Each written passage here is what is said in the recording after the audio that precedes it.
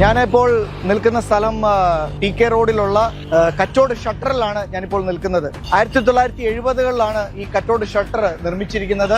ഈ കച്ചോട് ഷട്ടർ വന്നിരിക്കുന്നത് നമ്മുടെ ഇവിടുത്തെ വെള്ളപ്പൊക്ക നിയന്ത്രണത്തിന് ഒരു പരിഹാരം എന്നുള്ള രീതിയിലാണ് അന്നത്തെ കാലഘട്ടത്തിൽ ഇത് വിഭാവനം ചെയ്തിരുന്നത്.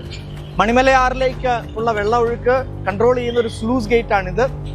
ഈ കച്ചോട് ഷട്ടറിൽ ഓരോ വെള്ളപ്പൊക്ക സമയത്തും ഡൗൺ സ്ട്രീമും അപ് സ്ട്രീമിലുമുള്ള വെള്ളമൊഴുക്ക് കൺട്രോൾ ചെയ്തുകൊണ്ട് വെള്ളപ്പൊക്കത്തെ കാര്യമായിട്ട് കൺട്രോൾ ചെയ്യാനുള്ള ഒരു ഷട്ടറാണ് ഈ കച്ചോട് ഷട്ടർ. പക്ഷേ 1970 ശേഷം ഇതിന്റെ അവസ്ഥ കണ്ടു കഴിഞ്ഞാൽ എല്ലാവർക്കും മനസ്സിലാവും. ഒരു അറ്റകുറ്റപ്പണി പോലും ചെയ്യാതെ കാലപ്പഴക്കം വന്ന് ദ്രവിച്ച അവസ്ഥയിലാണ് ഈ ഷട്ടർ ഇപ്പോൾ ഉള്ളത്. ഓരോ മഴക്കാലത്തും ഈ ഷട്ടർ ഓപ്പറേറ്റ് ചെയ്യാൻ ശ്രമിക്കും. പക്ഷേ വെള്ളക്കെട്ടിന് ഒരു പരിഹാരം കാണാൻ സാധിക്കാറില്ല. കാരണം ഈ ഷട്ടറിൽ കൂടി വെള്ളം ഓവർഫ്ലോ ആയിട്ട് അപ് സ്ട്രീമിലേക്കും കിടക്കും, ഡൗൺ സ്ട്രീമിലേക്കും കിടക്കും. അത് കാരണം വെള്ളപ്പൊക്കത്തിന് യാതൊരു പരിഹാരവും ഈ ഷട്ടർ കാരണം ഇന്നത്തെ അവസ്ഥയിൽ ഇല്ല. മീന്തലവയൽ പ്രദേശത്തേക്കും പോകുന്നത് ഇതുവഴിയാണ് വെള്ളം നിയന്ത്രിക്കുന്നത്. പല കോളനികളിലേക്കുമുള്ള വെള്ളപ്പൊക്കത്തിന്റെ കൺട്രോളും ഇവിടെ നിന്നാണ്.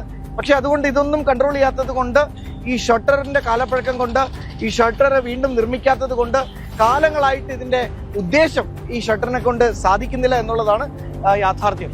വിഴൽ, പാറേക്കുന്ദ്ര കോളനികൾ അടക്കമുള്ള പ്രദേശത്തേക്കുള്ള വെള്ളപ്പൊക്കത്തിന്റെ ഏറ്റവും വലിയൊരു കാരണം ഈ ഷട്ടറിന്റെ ഈ ദ്രവിച്ച അവസ്ഥയാണ്. അത് മാത്രമല്ല TK റോഡിന്റെ കൺജഷൻ ഒരു കാരണം കൂടിയാണ് ഇപ്പോൾ ആ ഷട്ടർ. അവിടെ വീതി കുറവാണ്, ആളുകൾക്ക് നടന്നു പോകാനുള്ള വഴിയില്ല.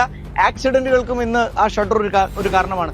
കാലങ്ങളായിട്ട് ജനങ്ങൾ ആവശ്യപ്പെടുന്നത് ഈ ഷട്ടർ ഒന്ന് പുതുക്കി പണിയണമെന്നാണ്.